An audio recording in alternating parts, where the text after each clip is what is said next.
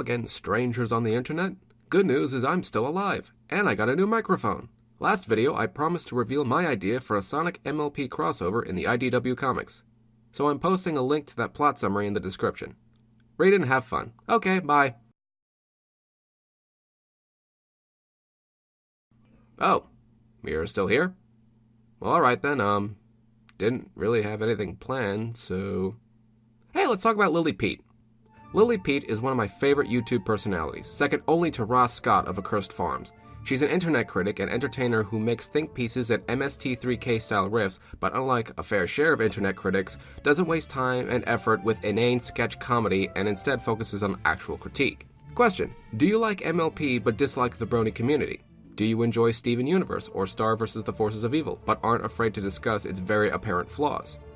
Are you tired of people demanding properties become more dark and serious and just want to have fun with things like Kingdom Hearts or World of Warcraft?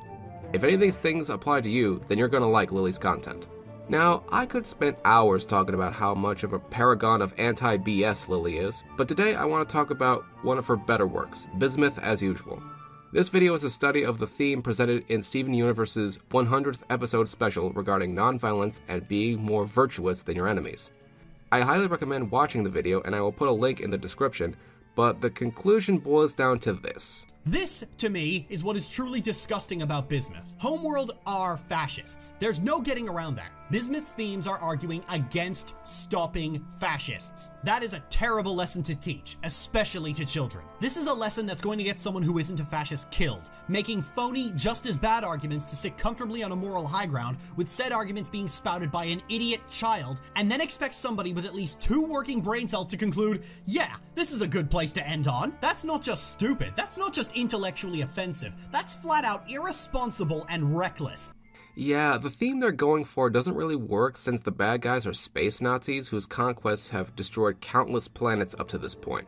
Steven is worried that destroying the tyrannical diamonds that maintain a restricted caste system, put humans in zoos, goes Dr. Frankenstein's on enemy gems, and puts a planet-busting geo-weapon in the Earth's crust would somehow make the crystal gems as bad as them. Now, tell me if you could spot what exactly is wrong with that sentiment. This is, sadly, something of a trend in children's shows these days. Now, I'm not saying that one should never seek a peaceful solution against one's enemies, but when your enemy wants nothing more than to kill you and others like you, it's really hard to justify not putting them down, especially when these shows rarely present any other solution that isn't a last-second deus ex machina. This was rather troubling to me, and I had the hopes that there was a show out there that presented a proper counterpoint to this understandable yet naive sentiment. And lo and behold, there was one.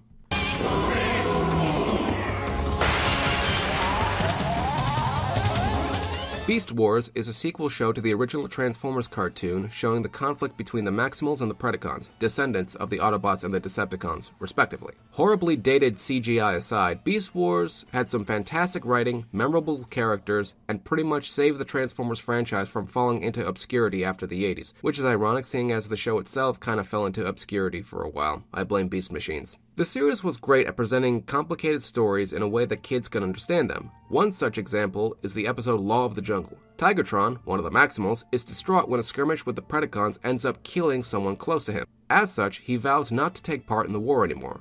Maximal leader Optimus Primal disagrees with this choice, but chooses to respect it. However, Dinobot, aka the greatest Transformer of all time and I will fight you on that, decides to call Tigatron out on his bullshit. Tigatron says the destruction won't end until someone decides to stop fighting, whereas Dinobot, a former Predacon himself, tells him that their enemies won't stop fighting. Predacons embody survival of the fittest. They live for war and conquest, and standing aside and doing nothing will only allow them to succeed. Dinobot keeps challenging Tigatron's beliefs of non-violence, and when confronted with the fact that it doesn't solve anything, he has nowhere to go. It gets worse when you take into account the actual villain of the show, Megatron. This is a guy with delusions of grandeur matched only by his namesake, and will risk absolutely everything from his own troops to the space-time continuum itself to achieve his goals. And it's not like Megatron is the leader of all Predacons even. No. He's an extremist. He's an extremist among a society of warmongers. Hell, the only reason he never won the Beast Wars was because his underlings keep trying to betray him in every turn. Now why does that sound familiar? But despite the opposition he faces, be it from the Maximals or his own troops, Megatron still comes out on top. He's too crazy to be talked down, and he's too clever to be tricked into defeat. Nothing but necessary force is going to take him down, and no one knows this better than Dinobot. Probably why we see him beat Megatron's ass on a regular basis. In fact, the points that Dinobot presents to Tigertron aren't too different from the points Bismuth presents to Steven. The difference is that the episode tells us that Steven is right to protest shattering the diamonds despite the heinous things that they've done and continue to do. Meanwhile, Tigertron eventually comes around and comes back to join the team, asking only for some time to grieve for the loss of his friend. He understands that his actions were a result of an emotional response feeding into his rather passive nature, and not rooted in any reason to the context of the situation. His refusal to fight isn't going to stop Megatron's quest for total universal domination, nor does it make him any more moral or just than the other Maximals. So a 90s Saturday morning cartoon that was created mainly to sell toys can teach a better lesson than a modern cartoon that is publicly acclaimed for its progressive themes. Go figure. Sometimes you just have to make tough choices and you won't end up feeling very good about yourself afterwards, no matter how necessary it was. It's why the concept of necessary evil is very much a thing. I completely understand why a protagonist that refuses to kill is appealing. Living in a world with powerful warmongering nations, such protagonists are something of a relief, that things can get better, that there's always a better way. The problem is, when your show is trying to teach a lesson about war of all things, it has to be grounded in some sort of reality, and talking the enemy down or depowering them with super magic just really doesn't happen. It's true that war doesn't end until one side decides to stop fighting, but those reasons to stop fighting are almost always about resources, and not morality, especially when you're dealing with fascists. That's not to say that there's never a peaceful solution in terms of war. Anything's possible, but when your peaceful solution is flimsy at best and irresponsible at worst, it's best not to share it. There's always people that will quote Nietzsche about he who fights monsters, but notice how he phrases it as a possibility, but not a certainty. The phrase isn't meant to say that you should never take action against those doing actual wrong. It's saying that you should always remember what you're fighting for, not who you're fighting. And if famous proverbs are all that it takes to convince you of something, then the only thing necessary for evil to triumph is for good men to do nothing. You know, come to think of it, Steven Universe is kind of like Transformers, what with a civil war spanning eons among a space empire.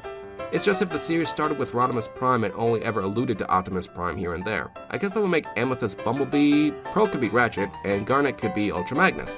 Jasper would most certainly be Megatron. Oh, Peridot is easily Starscream.